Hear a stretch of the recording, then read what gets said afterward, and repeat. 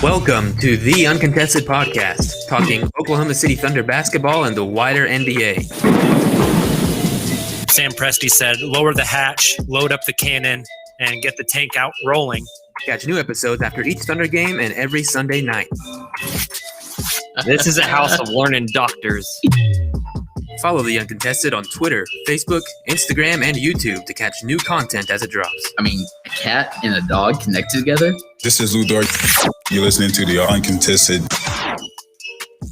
What is up? Welcome to the Uncontested podcast. We are a part of the Blue Wire Podcast Network, coming to you live from Twitter, Facebook, and YouTube. If you have not already, make sure you go to our YouTube channel, hit that subscribe button so you can get updates whenever we go live, typically at 9 p.m. on Sunday. But Father's Day special, we're here at 3 p.m. Central Time. Congrats, Taylor. What, on Father's Day? Okay. Actually, the only dad of the pod is not here.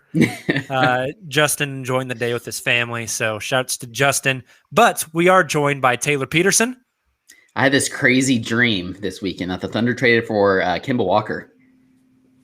We have also Nick the Crane. Dallas Mavericks imploded. Yep. I'm not Crazy a father. dreams. None of us are fathers, thank God. That we Not know that of. Nick knows. Yeah, That we know of. We also have Kamiar Marabian along for the ride. I'm just here, man. I'm watching the Suns and the Clippers game right now. Hey, Russell Westbrook is Pat And Bev's you know. father.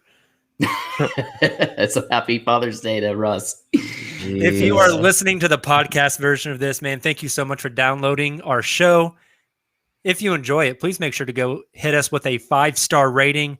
A little comment would mean a ton for us, so we would greatly appreciate if you would do that. It takes about 10 seconds of your time. Thank you for that in advance. Before we get started, guys, quick programming note. First, if you haven't listened to our Al Horford trade podcast that Justin and I did on, what was that? I guess Friday morning, make sure to go and check that out. Justin and I had a blast recording that one. It's got a lot of good content. Besides that, tomorrow, Monday, Nick will be live on Spotify Green Room, formerly known as Locker Room, for a hangout. So make sure you go join Nick. And then Tuesday, the day we've all been looking forward to, the NBA Draft Lottery live at 7:30 p.m. Central Time. As soon as that concludes, all of us will be jumping on Spotify Green Room and hanging out, giving our live reactions, whether jubilation at pick number 1 and 5 or the massive depression from picks 7 and 18. We will be live with you to get your thoughts. So make sure to join us on the Spotify Green Room Tuesday after the Draft Lottery. Wednesday, we have a special bonus pod coming out with a draft guest. Pod. So super excited for that. And then after that, we will be back to our normal schedule. We will be on Green Room again on Friday afternoon, and then our 9 p.m. live stream again next Sunday. So make sure to join us for that. Gentlemen, you three were not on the emergency Al Horford for Kemba Walker trade pod that Justin and I did. This is your first time on the pod since that's happened. So I want to get your reactions. Who goes first? Do I go first? Oh, sure, Kamiar. Like it, love it, or hate it. To be fair, I was commenting while you guys were podcasting. That was true. Much appreciated. Yeah, of course. I liked it because. Oh, okay. Hold on. You got the sounder. Yeah, I knew that's why you asked that question. I liked it just because OKC sends out Al Horford, Moses Brown, who people that don't watch OKC are high on because they just watch box scores. I was just excited. OKC almost gets a lottery pick for Al Horford, which is something that I didn't think was going to happen. And of course, they bring back Kemba Walker, and they're going to bring him to Sam Presti's rehabilitation center for reputations and hopefully flip him for something similar or for a team that's, I mean, do you guys think he even lasts the summer, or do you think he plays a year? That's what I was going to bring up as well. That's a great question. We'll actually get into that whenever we get into some of our mailbag questions. That one comes up quite often. So let's save our answers for the mailbag, but That's a great point, Kamiar. I like it for both teams, but I love it for the Thunder. So I want you to play a different sounder. Oh, you said you love it for the Thunder.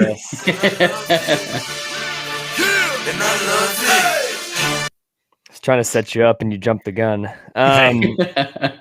Got these trigger fingers, man. I'm ready to go. The fact, kind of like Kamiar said, the fact that Oklahoma City got a lottery pick was kind of shocking. On top of the fact that they got Kemba Walker, who I think has a damaged reputation by folks on Twitter that didn't watch the Celtics play all year and just kind of saw, oh, he only played, 40 or so games. He only averaged 19 or 20 a game.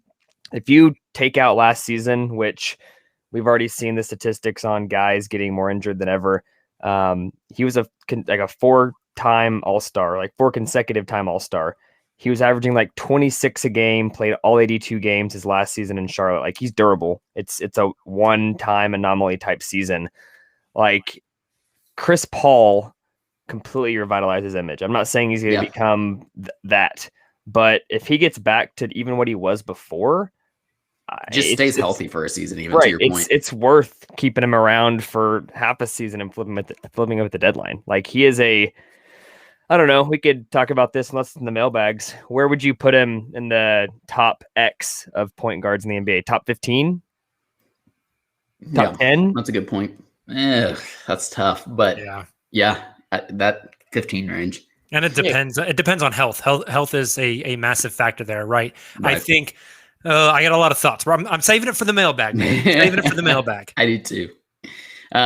Overall, I'm going to have to agree. It looks like we aren't going to be able to play the hate it sounder, but I'm going to go with love it as well. And I love it. So the Thunder traded Carmelo in a first for Schroeder, who they then traded for Danny Green in a first. Traded Danny for Horford, Horford in a first, and then traded.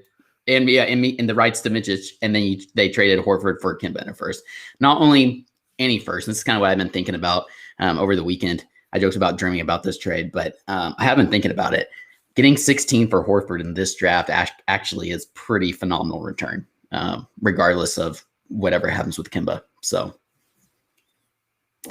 definitely. And Justin and I talked about it on the emergency pod, but 16 is just more ammo and more flexibility for the Thunder to do something leading up to the draft and on draft night. So, yep, exactly. I think we have a lot ahead of us still. I am very, very excited for. But Jacob, that's too many picks. Hey, why they can't bring all those players back to Oklahoma City? I can't wait for I can't wait for GMs to say, "Sorry, Presty, I'm not going to take your trade package, even though it's the best trade package, because you have too many picks." Mm-hmm, yeah, I'm super excited. I want your 4 picks. I want your 2. I want the 2 picks over here. That'll show you. That Sam Presti is banking off the socialism of NBA basketball. That made me so right. Yeah, that's what it is. I feel a lot of jealousy there, and then also I know this has been said a lot on other podcasts and on Twitter, but just people trying to be the smart NBA guy and trying a little too hard. But like, for example, if we're taking the Cleveland Cavaliers, I saw some Cavs guys saying something similar. Like, we don't have a LeBron James who grew up in OKC. And you know what? We don't have a guy. Maybe Kevin Durant comes back someday and is going to lead us to a championship. Like, that's just very unlikely. What Presti is doing is increasing the odds for a very heavily weighted league that favors big markets. And this is how he's counteracting that. And I think he's doing a fantastic job at it. But of course, we're going to have to wait and see what he does with all these picks. Definitely. And I think we feel good about it. Let's be very clear. If there is a player that the Thunder want to trade for, and Team A offers 3 first-round picks and the Thunder offer 4 first-round picks, the team that's trading the player isn't going to say, "Oh, you have too many picks, Sam Presti. I'm going to take the 3 picks instead of the 4. That's how to get fired 101, right? Let's not overthink this. Well, with that being said, I got that off my chest. Tuesday is the night we've all been waiting for, guys. The NBA draft lottery. This is the last time we get to do this live on the pod, so I am relishing in it. We are going to do a live Tankathon sim. So if you are joining us live on the show here, on Twitter, Facebook, or YouTube. You'll get to see this live. If not, we'll just, read off the results. But gentlemen, here we go. First, how many times am I hitting this sim lottery button? Say 5. Want to do 3, 5? Yeah, that's fair. We'll split the difference. Okay, last time. We'll do 5. You ready? Here we go. Spin number 1 gets OKC 6, 16, and 18. Ugh. Not super excited about that one. Nick, if this is what happens on Tuesday night, who do you want the Thunder to take at 6? Probably Scotty. It's got to be Scotty. Yeah. I think I'm with you. I think Scotty's pretty firmly number 6 for me. All right, here's number 2. Thunder get 5, 16, and 18. Taylor, if the Thunder land at 5 on Tuesday night, is it just a foregone conclusion it's Kuminga? It feels that way. There hasn't really been talk that I've seen from the different people that we follow and talk to that Kuminga's like rising up draft board. So I think it's Kuminga at 5. And I don't think you should take anybody above him. Spin number 3, the Thunder get 5 and 7.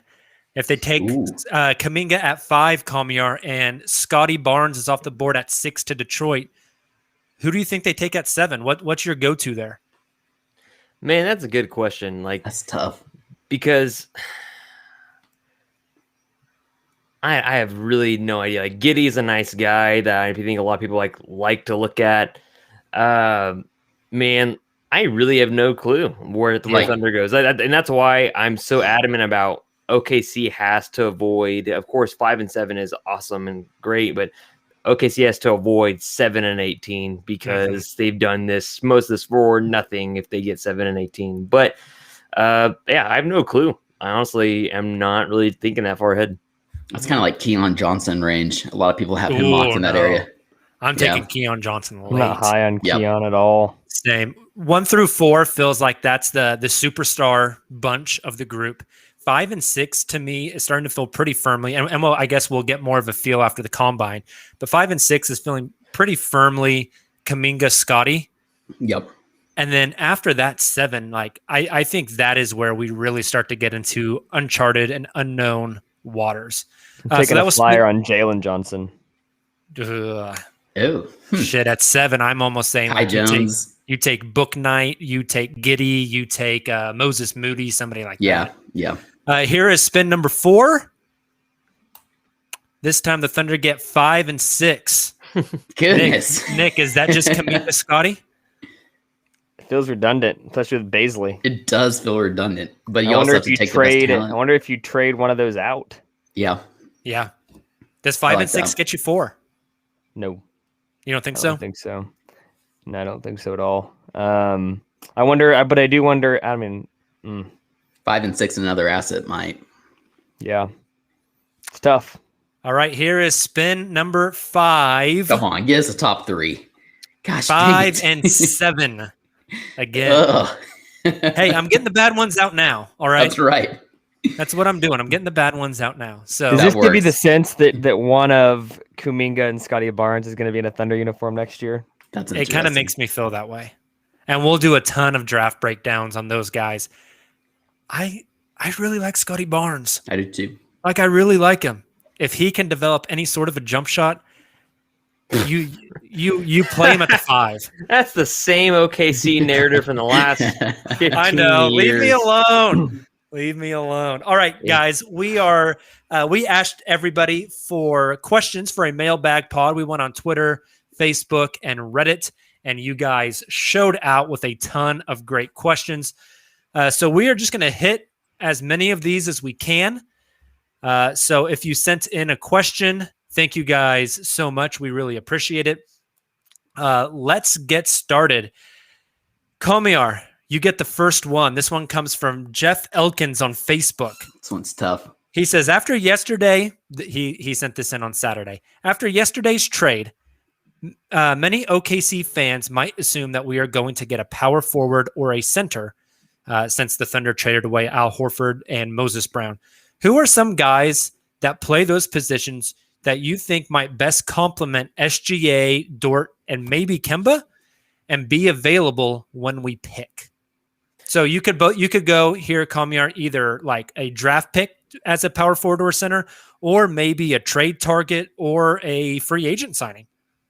Okay, that was my question. I was like, am I doing it from the draft? Am I doing it from whatever? Okay.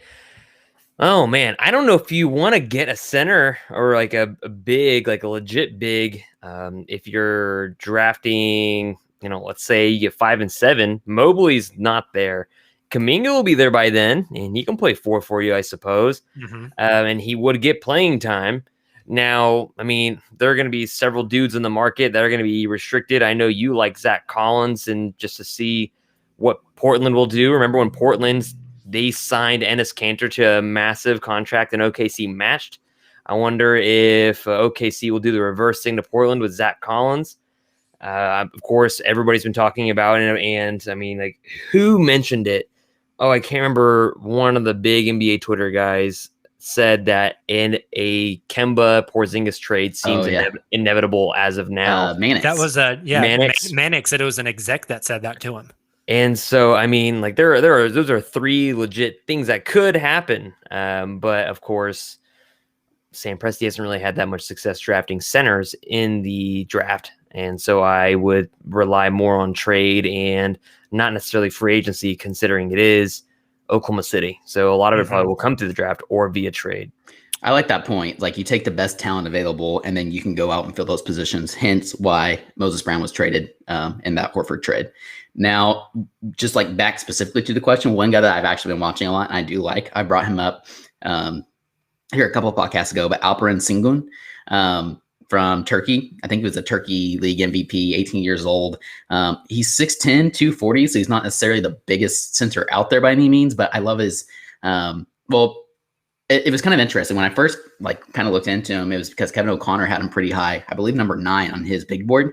He called him a throwback big, which I think is fair because a lot of things I watch was back to the basket, hook shots, post ups. But he's a playmaker, quite a bit of range too. Yeah, he definitely has vision, and I like his. I saw some really nice jump shots, mid range jump shots, but he also isn't afraid. Like, he had a step back 3-point shot that reminded me of like something Poku would do. So he's somebody that's really interesting. I think very versatile center who can continue to expand his game, and if he can, he'll be a fantastic player. But somebody I think would fit really well with this iteration of the Thunder. I kind of like the.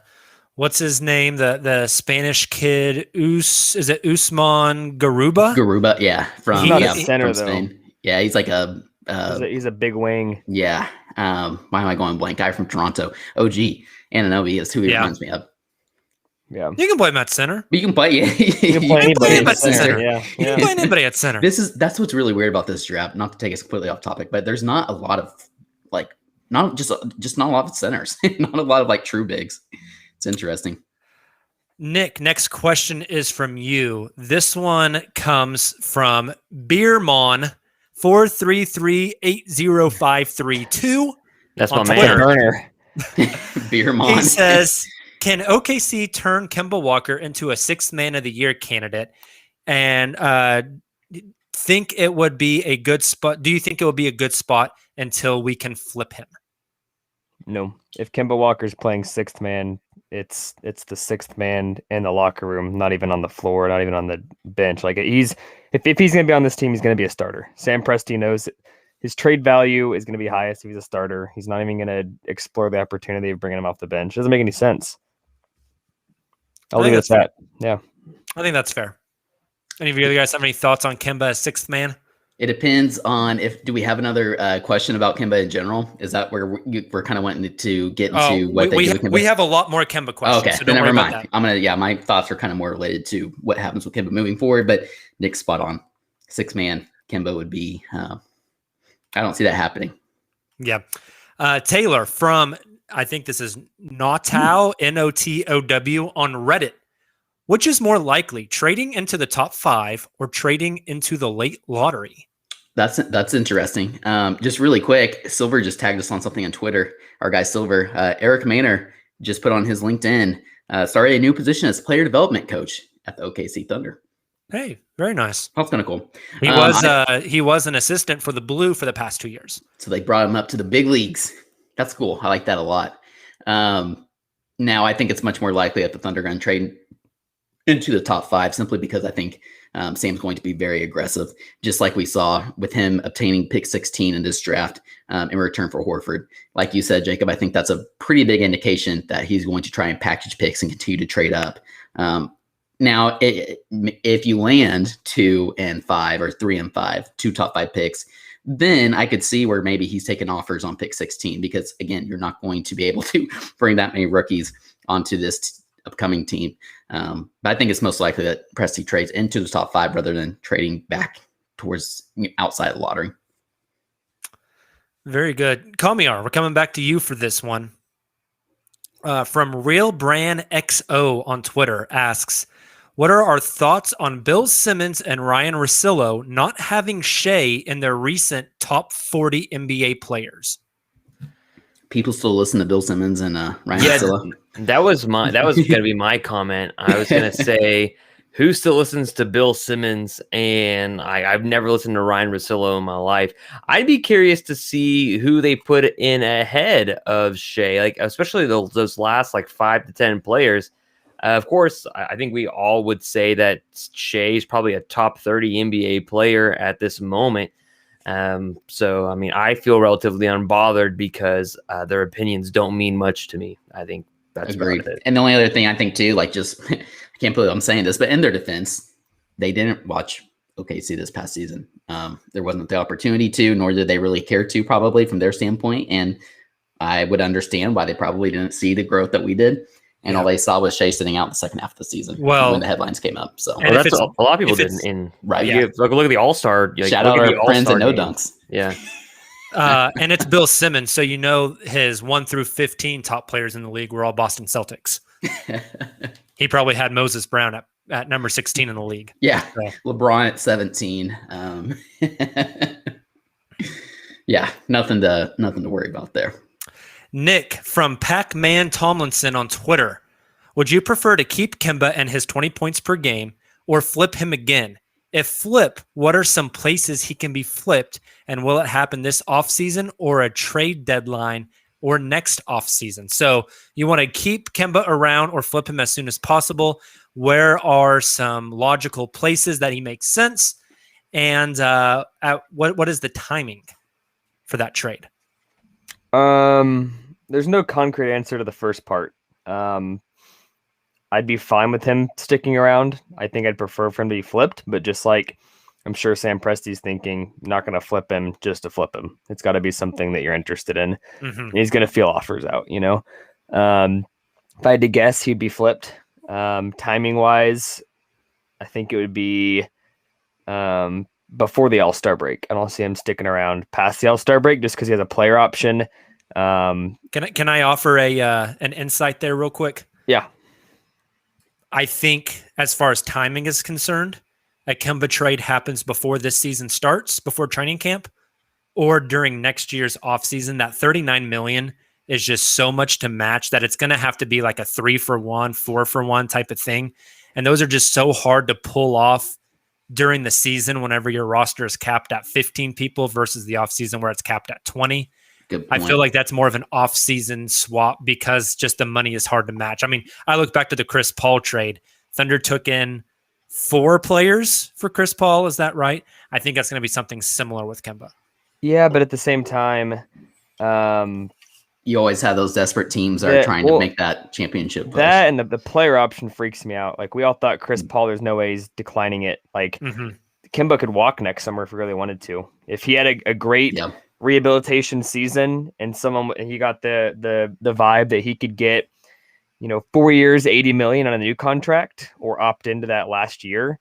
Maybe he thinks long-term money and opts out and the Thunder get nothing for him. That's got to be in the back of their head. Sign trade. Yeah. You've also got to consider on the players in, players out, the Thunder have a lot of tiny contracts. Like as much as Kemba makes, you could tack on 2 or 3 of those minimum guys or the non-guaranteed guys, and it's not going to make it much bigger. I think the Thunder roster is pretty flexible in that aspect. I think it was Andrew Schlecht who I heard say the Thunder could have done this trade even with Horford still on the roster, which made me chuckle because it's true. Yeah. I'm with you guys there. Nick, the other part of that question was, what are some logical landing spots for Kemba? Any in mind? Let's all talk about this because I think we have in the Slack. We talked about New York. New York has the cap space. Right. The cap space. We've And the need of a true point guard. Talked about the Lakers. That one gets interesting. It's hard to make money match there. The Clippers, I think, hard to make money match there as well, though. Obviously, the Mavericks, like Dallas, mentioned. obviously, yeah, exactly. I think Miami's an interesting one. Yeah, that's you the one mentioned I'm really Houston, interested in. Jacob. Here's a fun one that I've thought a little bit about. What about the Chicago Bulls? Yep, that's interesting. You probably Your get backcourt defense sucks with Kemba and Zach LaVine, but you've got some certified bucket getters, and Kemba helps push you closer to the playoffs, I think, than starting Kobe White.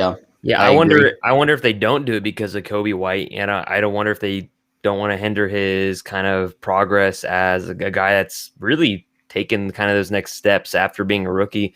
He torched the Thunder a couple times within the last couple of years. I don't know how high they are on him. I know there was a lot of pushback from a lot of people who cover the Bulls on how Kobe played this season and could not facilitate really. So I definitely think his development over the summer probably plays a big role in that. I've got a dark horse. Ooh. Okay, I do too. So a team that's been. I mean, and there's a million point guards that could go after, and I think tonight's game has a lot to do with it. But the Sixers, that's a good one. Yeah, that's the one I was going to bring up. I brought that up to Jacob. We were Kemba talking for about Simmons straight up. You heard it on the Uncontested first. We were talking about the Heat on Friday's Green Room, Jacob and I, and I mentioned the Lowry thing. There's going to be the Heat, the Sixers, the Lakers all trying to go after Lowry again. And if one of those teams strike out, they could fall back to Kemba, particularly the Sixers and the Heat. So I'm with you there. I love it. All right, let's go on to the next question. Taylor from Arvin Soldad on Facebook. He says, this is off topic, but do you guys think if we tanked the year after the snake, a.k.a. Kevin Durant, left us, would the NBA rig the draft for us just like they did for the Cavs and the Pelicans? So basically, Taylor, are you a draft conspiracy theorist? I mean, freeze those ping pong balls. We'll do whatever it takes. But no, I'm not.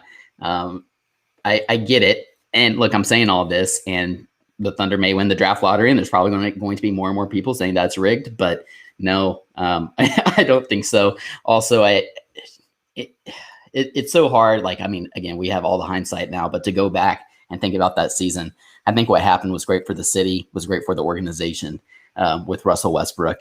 And then obviously has led to everything else now.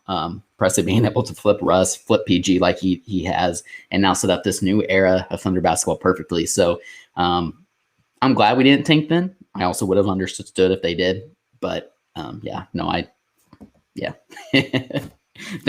he handled it correctly.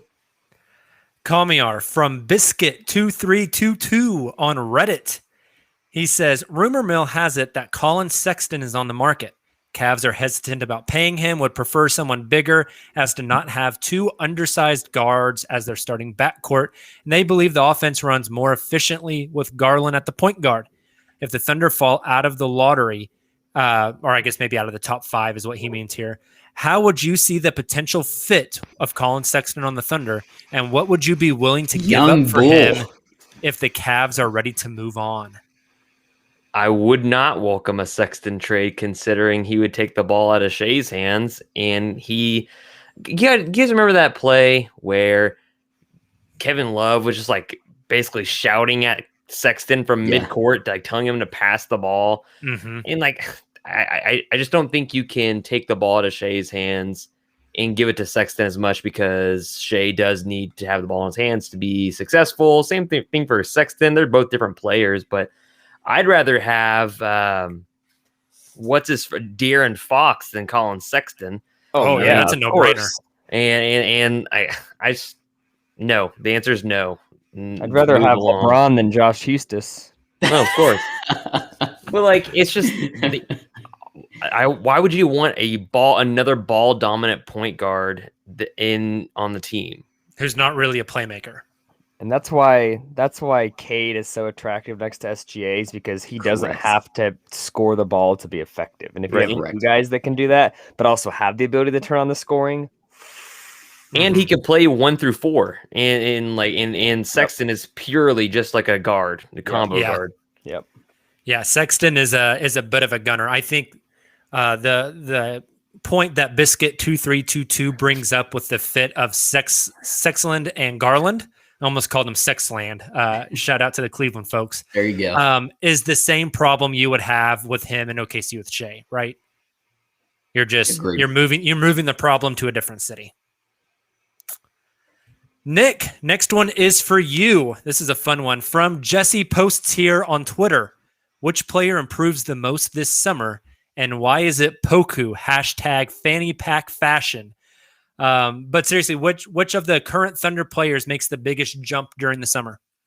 Poku's definitely up there just because he could not touch a basketball and just hit the weights and improve pretty easily. I'm going to go out here on a limb, and I'm going to pick someone that's not like obvious or may not be the popular answer. I think Darius Baisley has a big summer, and he finally starts feeling the pressure of like, I'm not the young guy anymore. There's going to be a bunch of young guys coming in under me, playing similar positions. I think he comes out next year and finally has that breakout. I think he's primed to have a jump after having such a bad season last year. He's got the biggest leap to make, right? Call me our Taylor. Any thoughts on the current Thunder player that makes the biggest jump during the offseason? Hopefully it's Poku or Lou Dort. I don't think it's going to be...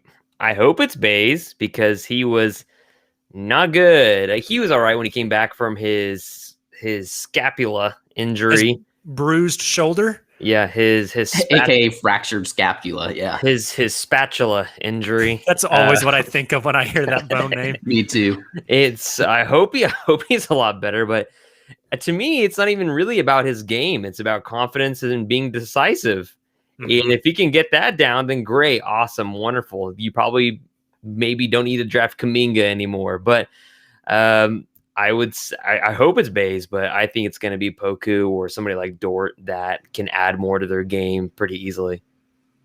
I think Poku's obviously a fun one, someone that we really want to see. I think the biggest thing for him is just gaining strength and then adapting his game accordingly, especially on his jump shot. If he can get more lower body strength, that's really going to help him, I think, with more arch on his shot. And I hope to see that as well as just more strength to be able to help him when he's driving to the rim and absorbing contact. You guys mentioned Dort. You guys mentioned, I think Baisley's the biggest one, especially because I think there's so much more talent at that position that the Thunder could acquire in these next couple of drafts. That kind of puts the pressure on Baisley. So I think you guys are spot on there. The other person I'm going to mention is Teo Maladon. I think it's going to be really interesting to watch him this offseason and see how he develops, as well as Ty Jerome. Those are two guys I'm going to be keeping an eye on. I have a question for you guys, kind of a follow-up to this one. Let's say we get to mid-October, we get to the preseason, and it is clear that the answer to this question, the player that made the biggest jump in the offseason, is Shai Gilgeous-Alexander. Where do the Thunder end up at next season as far as standings are concerned? In the playoffs, like not even playing in playoffs. Because if Shai makes that big of a leap, like we're talking Donovan Mitchell type leap, I think that we saw in the playoffs. And that's I say all that because I think he took such a big leap this season, and we're going to get to see more of it this upcoming season. When the Thunder aren't, I don't know, when he has more opportunity, I'm not sure if he makes that big of a leap again. Like we're talking about a very special player. I think it depends on who's around him still. I think it's a loaded question. That's really hard. So she said. Because if he makes a big numbers leap, yep, that's different. That makes sense. Exactly. Than the on-court stuff like the eye test. If he makes a big numbers leap, that might frighten me about who's around him. You know, if he's averaging 29 or 30 a game, does that mean it's another crappy team around him? Yeah, like what his shot attempts look like? What's his efficiency? Yeah, point.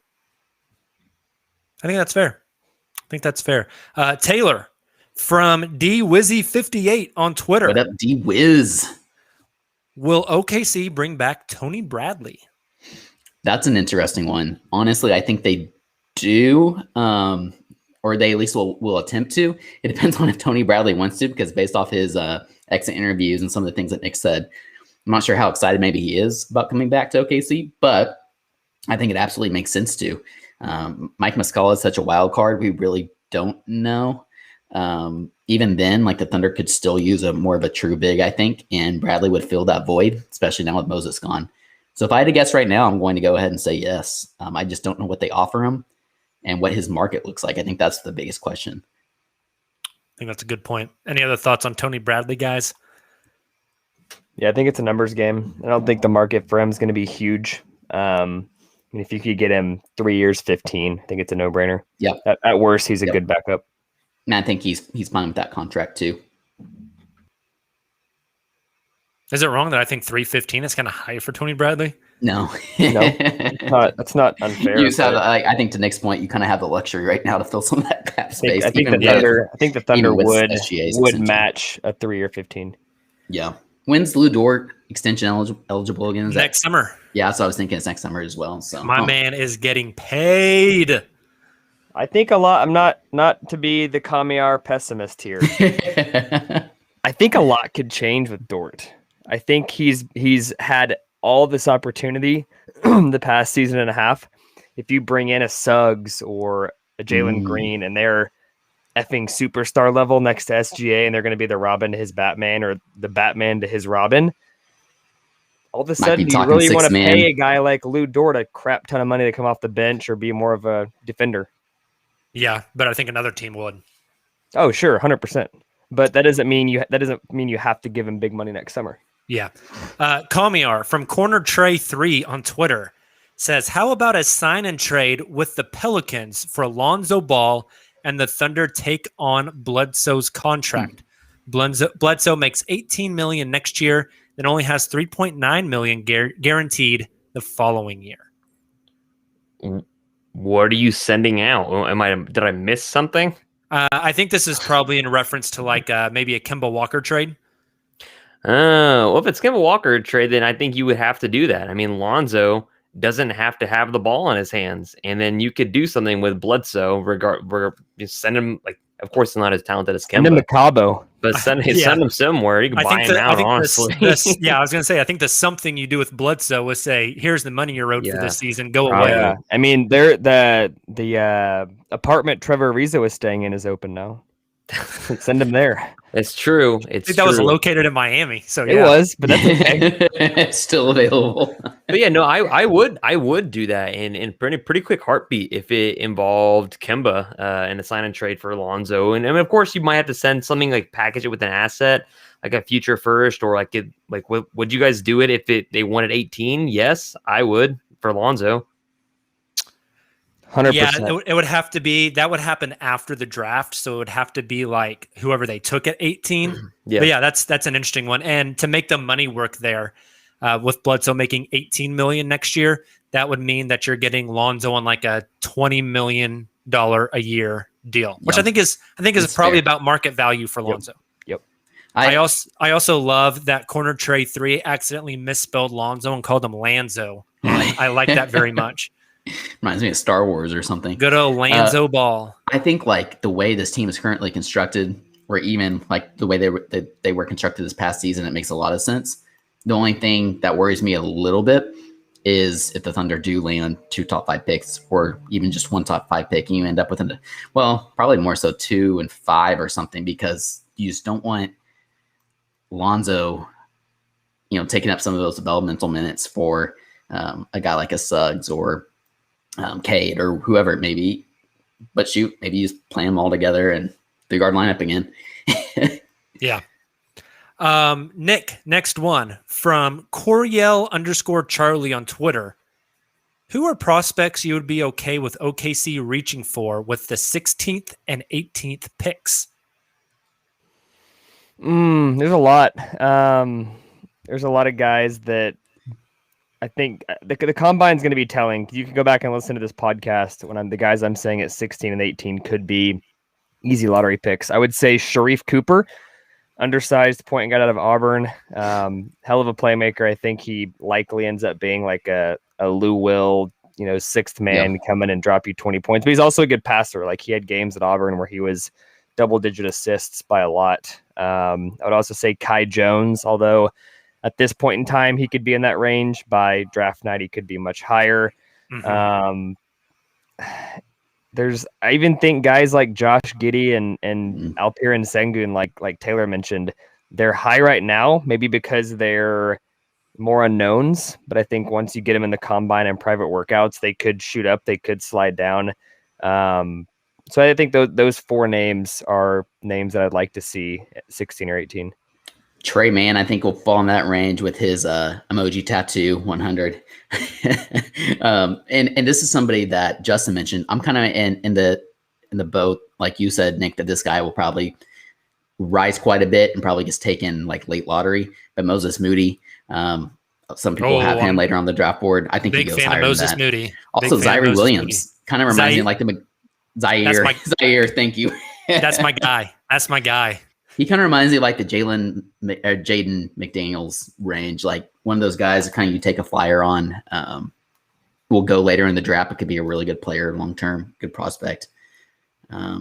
Yeah, Cooper's really interesting one. I've heard Vicini talk a lot about him, Nick. Oh, also quick, Chris, how do you say it? Duarte, the kid from Oregon. There's been like a lot of talk about him. He's like 35 years old, man. Yeah. Good on he can that. shoot and he can play defense and apparently he better be able to shoot and play defense. He's old. Yeah. He's having a Father's Day today too. So is Cade Cunningham though. That is true. That is a fair point. There's going to be a bunch. Do you guys think, I'm going to give you one more name before we go into this. Cameron Thomas, LSU, another score. Do you guys think they draft at both 16 and 18? No, they're consolidating. I kind of have five picks in the top 36. You're not bringing in 5 rookies. I feel very strongly that they're consolidating. Speaking of the SEC and speaking of Cooper at Auburn, the Auburn guy I want is JT Thor. I really like Thor a lot, and he's young. Freshman. I think he's about to turn 19. There's another kid out of Florida. I'm not blanking on his name.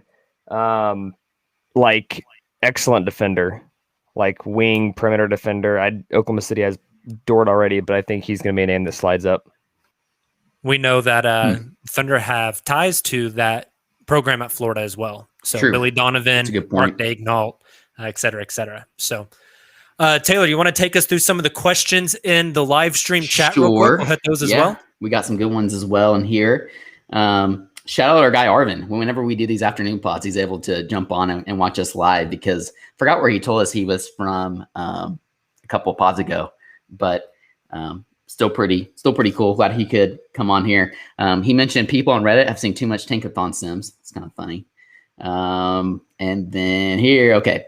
So a little off topic, but what's your honest thoughts on and feelings on KD losing last night? Apparently, speaking of Reddit, people on Reddit are fighting about it. How do we feel? Are we celebrating KD losing? Are we indifferent? Were we wanting him to move on because of his talent and how well he was playing? What do you guys think? Move on. Next. I'm not like, oh yeah, Kevin Durant lost. F that guy. But I mean, he lost. It's whatever. I'm glad to not see the super team win and see the small market team win. So I enjoyed it, especially when he thought his 3 or his 2 was a 3, and he quickly found out. I did too. That was wild. When we all quickly found out it was a 2, and I was so elated. And then when he airballed the chance to win, I was even more elated. Did you see the story that Royce Young retweeted last night that KD wears shoes that are one size too big whenever he plays? Yeah. So he has like, I guess, extra traction or something. I don't know. It's weird. And the amount that his toe was on that line was about a shoe size. That's so crazy. Pretty wild. So crazy. I will say, though, it's fun seeing KD play at this level again. Not that I'm ever rooting for injuries, but for him to be in like this situation where he's not relying on other superstars and he's really doing it on his own, that was a lot of fun. Now, this is a really fun one as well. We were talking about potential restricted free agents that the Thunder could throw offers at. There's been a lot of talks about John Collins. So Joshua Small asked us, what about John Collins, especially as well as he's been playing? He is my guy. What about him? Would you want the Thunder to throw a big offer at him? Pull up the Brinks truck. I mean, I would enjoy such a thing if it were to happen, but I don't know if it would happen. Yeah. He's playing too damn good right now, man. I was going to say, I think the Hawks lock him up. Yeah. Lock him up. The Thunder have the opportunity here, though, to be the asshole that like Yeah. sign somebody to a huge offer sheet just to make other teams match and like tie up more of their cap space. True. But whenever you sign someone to that, your money is frozen up until it's matched or not. I don't think Presti's Yeah, going to play that game you for have no 3 reason. days, but Yeah. I mean, the Thunder have so much cap space, it doesn't really matter, right? Like they can play this game for a while if they want. And then I think we've all talked about it. The Thunder are most likely to fill their cap space by Kemba Walker type trades for assets, right? So, hey, give me 3 days and we'll do that trade. But right now, I'm going to go F the Hawks in the A real quick, right? Pull Blazers with Enes Kanter. Exactly. So 2 more. Arvin, I mentioned him earlier, Soledad. He asked for any updates about SGA's injury. I can't say that I've seen anything, unfortunately, other than him not playing for Team Canada. Yep, I haven't seen anything either. Nick, you're the insider here. I mean, I think he could play for Canada. I think he was prioritized, getting help for next season. I mean, he was doing warm-ups and stuff. I mean, I don't think he's just resting it, trying to be smart. And we're not closing in on look. amputation. It'd be a bad look if he went to the Olympics and like re-aggravated it or something. Right. Play next season. I'll put it this way: like towards the end of the summer, the Thunder have always, including in this new era without Russ, have always coordinated some like off-season like get-togethers where all the guys get together and do some pickup and run some drills and play. If Shea's not there for that or isn't able to for that, that worries me a little bit. But I'm with you guys. I think it's more so just him being proactive. And actually, we got 2 more now, so we're jumped in. Jackson McElwee, do you think Ziare Williams has the potential to be a KD 2.0 based off Jacob's comments here a little while back? If anybody had the ability to be KD 2.0, they would be the number 1 pick in this draft. Mm-hmm. Yeah. Agreed. Yeah. There's not very now, many does he KDs. have the potential to be Chris Middleton 2.0. Yeah. There you go. Brandon Ingram 2.0. Yeah, I was going to say Ingram. Yep. Somewhere around there, maybe. But not the guy that just dropped back-to-back 50-point games in the playoffs. 2.0. That's not happening. And then Silver, wrapping us up here. What is the percentage that Walker is here at the start of training camp? 100? 100? I don't know. Does that seem out of the norm? I'll go like 80. The trade went down already? I think I was going to say more like, well, that's a good point. The fact that it's happened so soon. I almost think the fact that it's happened that it already happened so soon just gives Presley a little more time, especially heading into the draft and the lottery to look at other trades for Kemba. And just the wording on those ESPN articles that, and it wasn't specific as to Presley's going to work with Kemba now rather than into the season or next summer, but just that he's going to work with Kemba like he did Melo, like he did CP3, like he has Horford. But I think it's more like 60-40. I'm very, very torn on this. Just we kind of talked about this on the green room that Jacob did on Friday, but I don't know, just Kemba's comments, not that he's like necessarily a pushy guy. I mean, always has a good attitude, very good guy. But I think, the fact that he did encourage, I think, a trade to Boston. He was excited about that. His feelings get hurt, which is fair. When he was rumored and was thrown in trade rumors, found out he was in trade rumors with the Celtics. I think he wants to compete now and play for a playoff contender. I'm not sure how much he really wants to hang around for a half season or a full season with OKC. I wonder if he puts a little pressure. Not that it matters. Presley can say, best of luck, but I don't know. I just, I'm not sure. I'm not convinced he's going to be on the team to start training camp. I think it's fair. Gentlemen, before we are done with the mailbag pod, I have to ask you, which question was your favorite one that we got today from Reddit, Facebook, or Twitter? Ooh.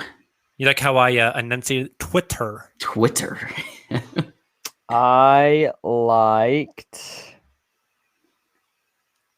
Ooh, put you guys on the spot. Whole bunch of awkward, quiet. I kind of liked the question about the one I got from Pac-Man Tomlinson: keep Kemba at 20 a game or flip him.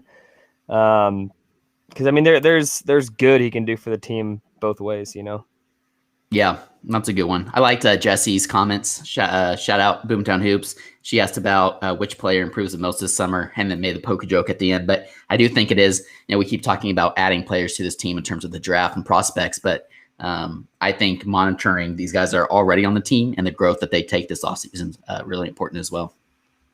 I liked all of them. All the questions. We value all of your questions. I love it. All right. Well, then, Pac-Man Tomlinson on Twitter and Jesse posts here on Twitter.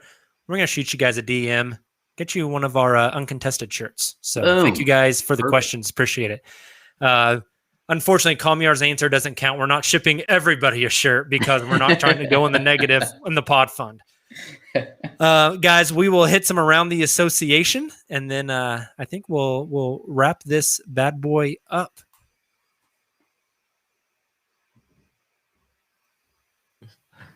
I don't even know where you're sitting at.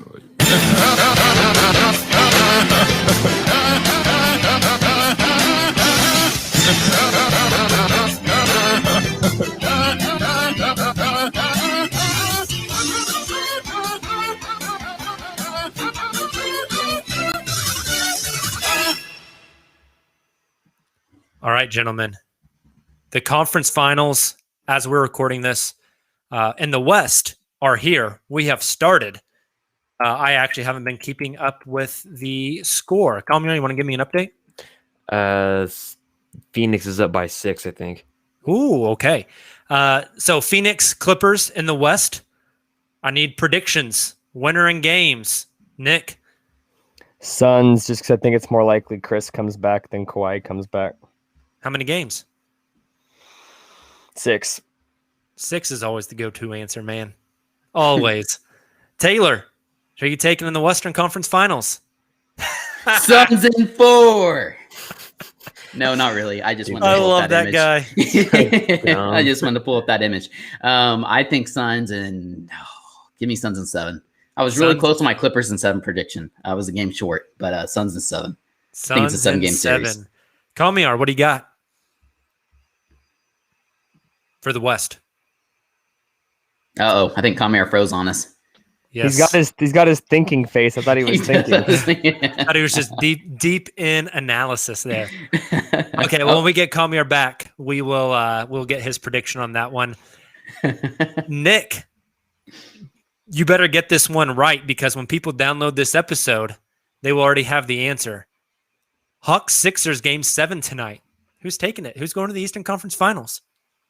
Love for the Hawks too. I would love it. I would love it so much. But me too. I don't think it's going to happen. I think the Sixers pull it off. I think Ben Simmons has a get out of my face kind of game. Ooh, I like it. That's spicy. Okay, I was going to say Embiid takes over. I'm in the same boat, rooting for the Hawks. I was very wrong on Trae Young. Will eat my crow from back when he was drafted. I've loved watching him and this young Hawks team compete, but I think Embiid has a really big game. That's why the Sixers get it done. Okay, so you guys are both taking Bucks Sixers in the Eastern Conference Finals. Who wins and how many games? The Bucks are winning it all. Ooh, I like it. That's the amazing part about all this. So Nick has Bucks Phoenix in the finals. Nick, how many games is going to take the Bucks to beat the 76ers? I'm gonna go with 6. I was gonna say Bucks and 6. I don't know. Again, 6 is the go-to answer. I don't like how the Suns match up with the big Bucks. Like the Suns are very like small Chris Paul, mid-sized Devin Booker. They've got Bridges and they've got some 8 or Crowder, some bigger wings, but the Bucks are big, man. He asked you about Sixers though. Do you still think 6? Bucks. Oh, Sixers. you asked me Bucks Sixers? Yeah. Bucks Sixers. Oh, I think it's 6 there and 6 in the finals. Okay, yeah, fair. 666 for Nick here. Satan worshiper on the podcast. I haven't been spicy yet. Taylor, Bucks Sixers. Who you got? How many games?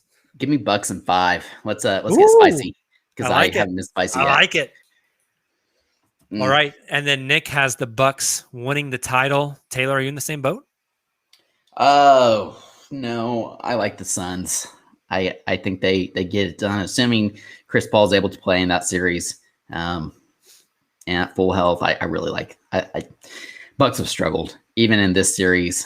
They kind of got lucky, if we're being completely honest, between the James Harden and Kyrie situations. I think Booker and CP3 are going to present them quite a few problems. Ayton's going to have to find a way to guard Giannis, but he's done a fantastic job so far defending in the playoffs. So give me the Suns. I think that's probably another 7-game series, though. Hey, I'm just excited to watch Mike Budenholzer play Giannis 25 minutes in finals games. Yeah, no kidding. Goodness. Awesome. Well, unfortunately, we weren't able to get Kamiar back because his laptop froze.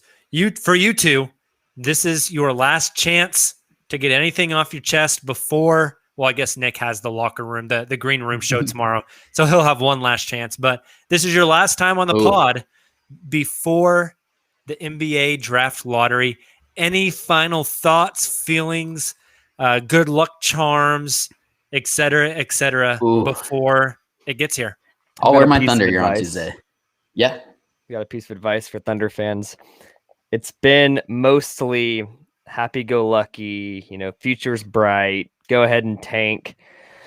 When it's 7-18 on Tuesday night, don't freak out. That doesn't mean the tank wasn't worth it. That doesn't mean that Presti's not doing anything right. It just happens. I agree with you there. Still in good shape, Justin's actually going to post an image here soon, either today or tomorrow, or maybe even Tuesday, with all our predictions. I think the Thunder get one top 5 pick. I really do. They have a 75% chance to, so there they better. Go. Mine is, so for some reason today, I decided to pull up the 2020 draft lottery and watch the 4 minutes of them pulling the cards out of the envelopes. And it stressed me the hell out. And the Thunder wasn't involved in 2020, and I knew the outcome of it. I'm watching a replay of the draft lottery, and I was sitting there thinking, oh my God, what am I going to do Tuesday as they're pulling these note cards out? I'm going to freaking throw up and shit my pants at the same time. It's going to be bad. So I'm just ready for it to be over. I'm ready for it to be done and for us to be able to dive into draft coverage and prospect breakdowns and all that. So agreed. Awesome. Well, hey guys, thank you all so much who joined us live today, 3 p.m. It was an early show on Sunday for Father's Day. So thank you so much. Happy Father's Day to all the fathers out there. Again, Nick will be with you guys tomorrow, Monday, on the Spotify Green Room app. So go hang out with him 24 hours before the NBA draft lottery so we can get all our good luck all mustered up together in one massive Goku spirit bomb. And then Tuesday, right after the draft lottery, we will be live again on the Green Room app. So join us. And then, like I said at the start of the show, Wednesday, we're going to have a special bonus pod for you. Enjoy your Monday. Enjoy your Father's Day. Take some Xanax. Take some, do whatever you need to get rid of the anxiety. That's legal, please. And hey, regardless if it's 1-5 or 7-18, we'll be here with you guys all the way to talk through it, talk you off the ledge, or to celebrate. So we will see you guys then. Until then, and as always, Thunder up, and may the ping pong balls be ever in our favor.